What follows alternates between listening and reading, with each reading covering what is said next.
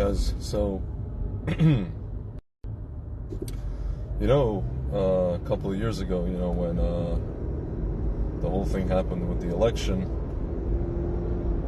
and a lot of people were thinking, that Trump would do what needs to be done, and he's got this whole plan. He may even still have this whole plan, but a lot of people at that time, they were talking about, Trump is playing 5D chess. And guys, I'm looking at this situation today, and it dawned on me who in fact is playing 5D chess. And I can tell you that I'm not sure it's Trump. I think there's only one entity playing 5D chess, and that's Hashem. Talking to my friends about what happened and why it happened, how it happened, I'm realizing that a lot of them don't have trouble believing that somebody would allow this to happen, that the government of Israel, for example, would allow this to happen. And then you get into, okay, if they did allow this to happen, now the question is why. A lot of people have no trouble believing that it was allowed, but they don't understand why it would be allowed, right? So then you get all these possibilities, right? One possibility is that, Bibi wants a legacy. He wants to be the guy to destroy Hamas in Gaza. Another possibility is leftists inside the government want to take him down. Another possibility is that, globalist leaders all over the world instructed this Bibi to do this so that they can have a war with Iran and just a global war in general. Guys, I have a feeling that all these things are true, because they're all on different levels, but they're all true. They're all true. Meaning, Bibi may have just said, okay, these guys are going to give the stand-down order, and anyway, okay, so I'm just going to go into Gaza anyway and finish what, My time here is over as Prime Minister. I don't need this enemy anymore to justify my own existence as a politician. So now, I'll get rid of them. Anyway, the people want me to get rid of them. They need to be removed. They are the major proxy, one of the major proxies of Iran. It was like the enemy, the main enemy, the real big Satan.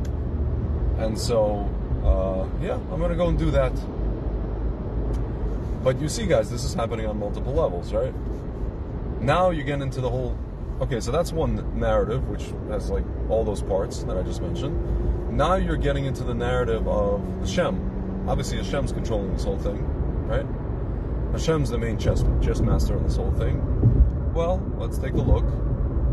What was happening before this? I mentioned this yesterday. What was happening before this was the Jewish people were infighting, especially in Israel. Primarily in Israel, right? Reform, no reform, democracy, no democracy, perceived democracy, real democracy, fake democracy. Sending dogs on people who are praying in Tel Aviv, calling them Nazis as you're acting like a Nazi. On Yom Kippur, by the way. So, guys, right now, Israel it went from being as divided as ever, like on Tisha B'Av, literally having protests on Tisha B'Av, to as being as united as ever. So now, what is Hashem doing? Hashem is using all of these things that I just described to you, the machinations that men think that they are in charge of, to achieve his own agenda. He has one agenda.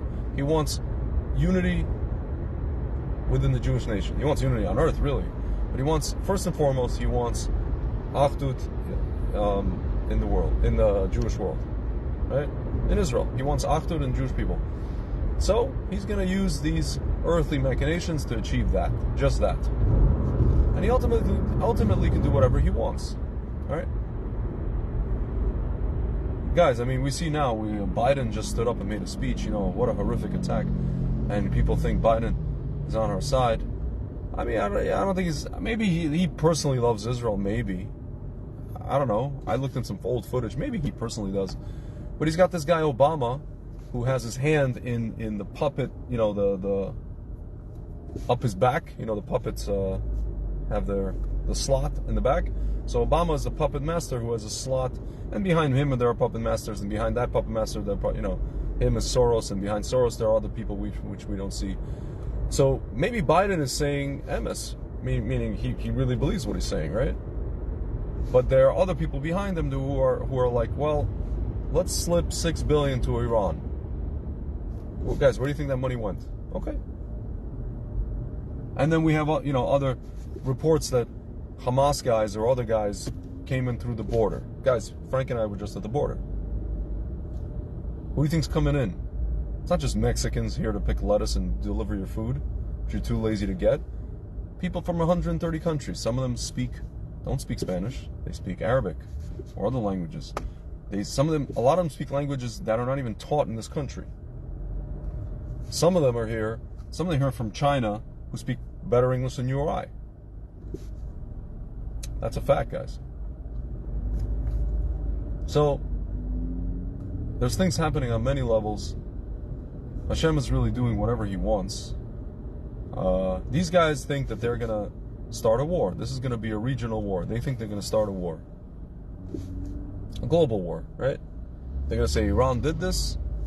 You know, anybody, and then they're going to have what's called a doctrine, right? Anybody whom Iran funds anywhere, you know, and if they commit attack on American soil, we're going to go to war directly with them. We're literally going to start a world war with Iran, a hot war, you know, broader regional war. So,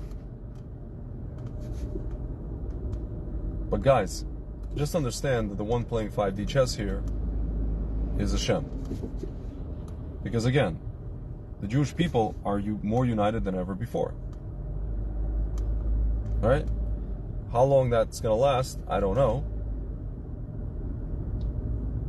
I'm not sure. But we have to be awake to the fact that there's only one entity controlling all this. Ultimately, it's not Obama, it's not Bibi, it's not even Trump. You know, I have a friend today, I was talking to him on the phone today. You know, we call him T-47. You know, T-47's in control. I don't know about that. Maybe he's in some level of control, maybe. Again, both countries have internal political wars. There's an internal political war inside the governments of Israel, kind of, even though I think it's all theater. There's an internal political war inside of America. So maybe there's certain people carrying out certain orders from, you know, people other than what we see on the screen. Could be the case.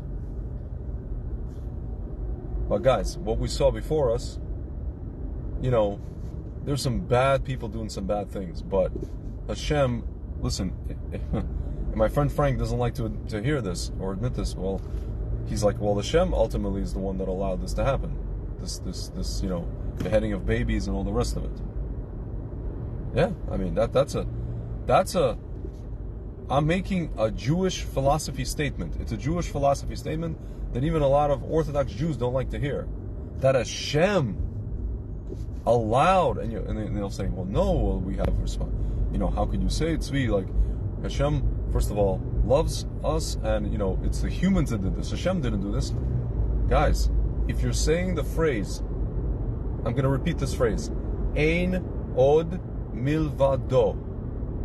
There's no one but Hashem. Do you know what that means? That means that everything that happens is decreed by Hashem and is allowed by Hashem. Guys, we just had the Chagim. Sign, seal, deliver. Sign, seal, deliver. Rosh Hashanah, Yom Kippur, Hoshana Rabbah. Or, you know, after that it was Simchas Torah. It's happened on Simchas Torah, a day after. On Shabbos, on Shabbat / Simchas Torah, in Israel, Simchas Torah, Shabbos, and Shmini Atzeret.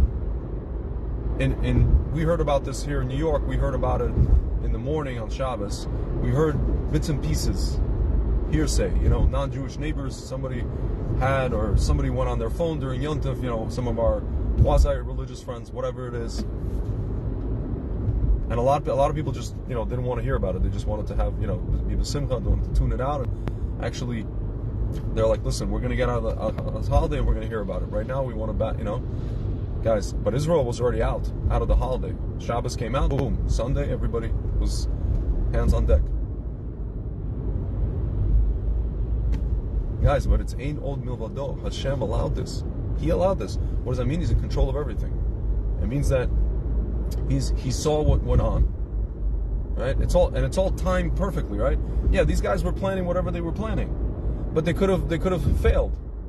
But they didn't fail. Hashem didn't allow them to fail. Because they needed to succeed. It's almost like, again, I'm not justifying, this is horrible what happened. I couldn't even look at it. I couldn't even think. Guys, I was in the holiday. I heard about it. I couldn't sing along. I was at like some guy's house at like one of these after parties in Simchas Torah. I couldn't sing along with people. Guys, this is going to sound retarded. There's some girl there I wanted to talk to. I couldn't even, like, my brain and my mouth were not making the connections. And they don't,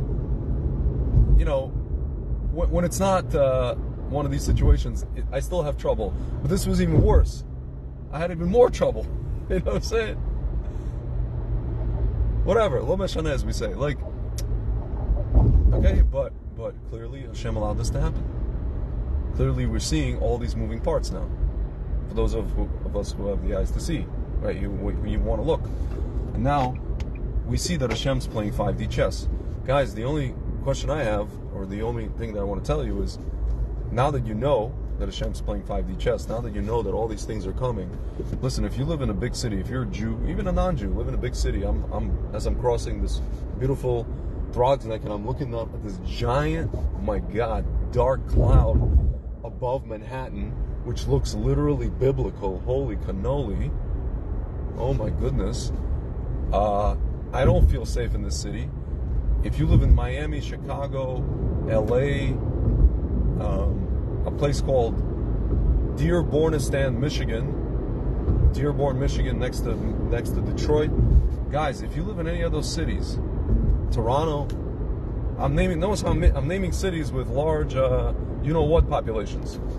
The thing, as Biden says, or the things in this case.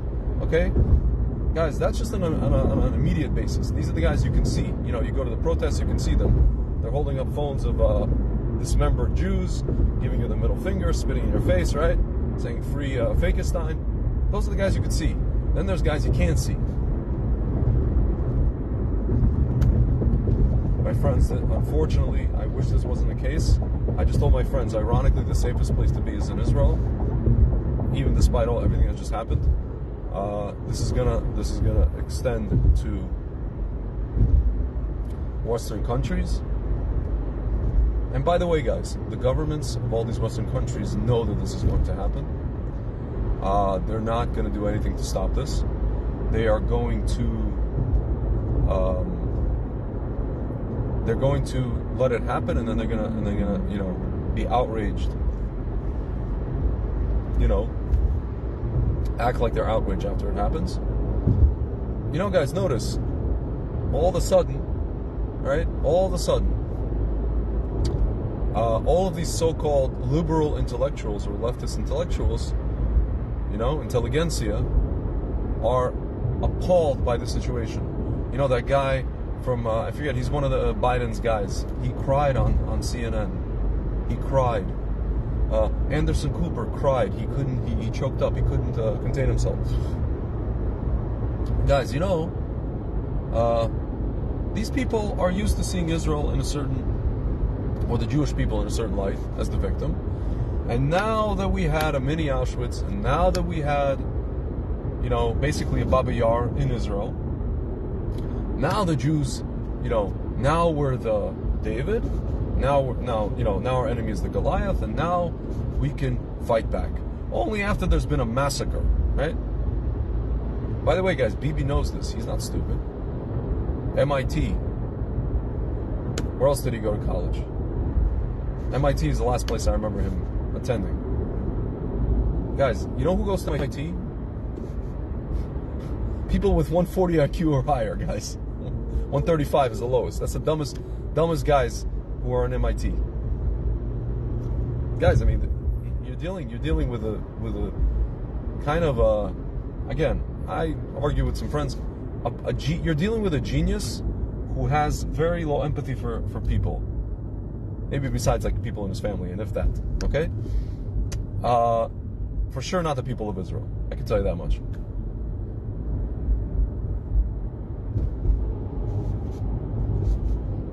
Guys, Hashem is playing 5D chess. And we better get it together. Not just the unity part. You know, Israelis, I noticed, they can unite like this, you know?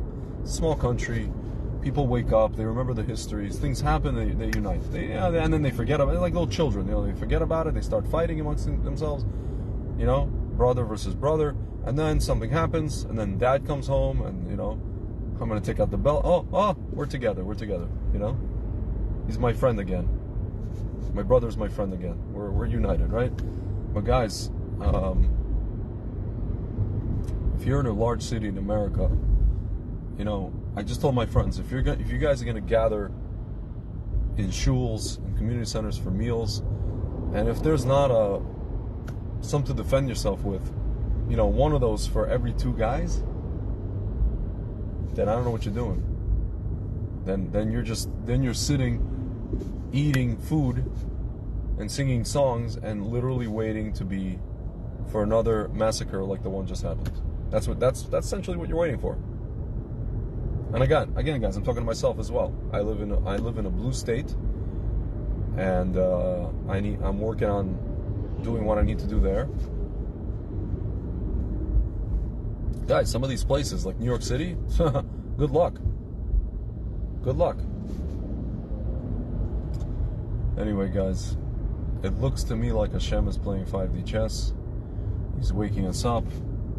What I notice is, for a lot of people, there's something, even these leftist intellectuals, like I mentioned, they're getting like something like what's called Shvir Sakelim, breaking of the vessels. Hashem is, all of us, you know, so-called awake people, like we like to think we're awake, right?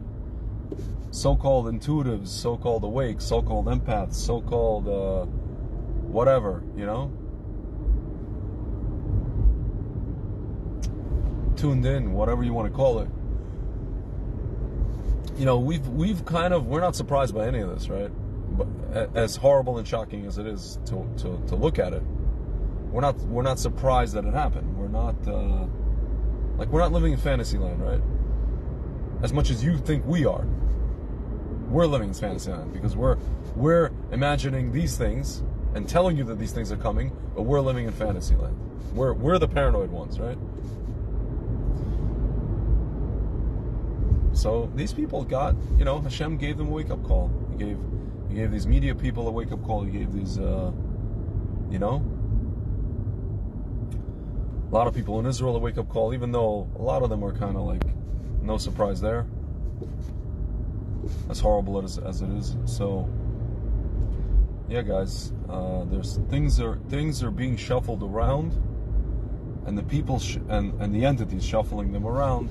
We think it's a bunch of guys, you know, behind closed doors, in smoke-filled rooms, and they think they're doing it too, guys. They think they're the ones, because they, you know, either they don't care about Hashem or they're directly fighting Hashem.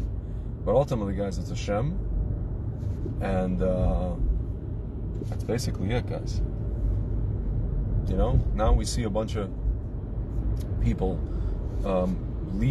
escaping Gaza and going to Egypt. Egypt is taking some of them in.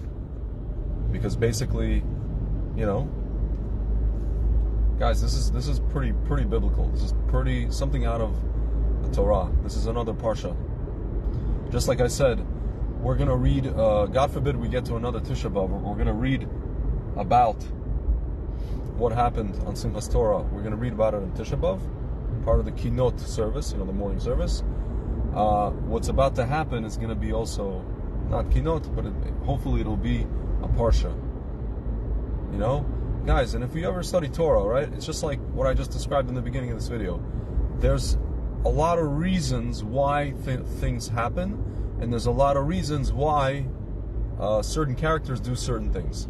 we always find that there's multiple reasons why Yaakov did such and such, why Abraham did such and such, why Sarah did, why Rachel, why Leah, why they did this and this. Everybody's like, well, this commentator says he did this because of that. This one says that, guys, all these things are correct. Everything I just told you, in terms of the possibilities of why these things would happen, this thing would happen, is correct. It's just a matter of how Hashem is going to play it out. And it actually does depend on us, right? That's it, guys. So, cling to Hashem. Stop relying on politicians, even though my friend says T-47 is in control. Okay, let him be in control of whatever is in control. Let him be just another chess piece in Hashem's 5D game. Hashem is playing 5D, not Mr. Trump. As much as, I give him my bracha, my haskama, as we say.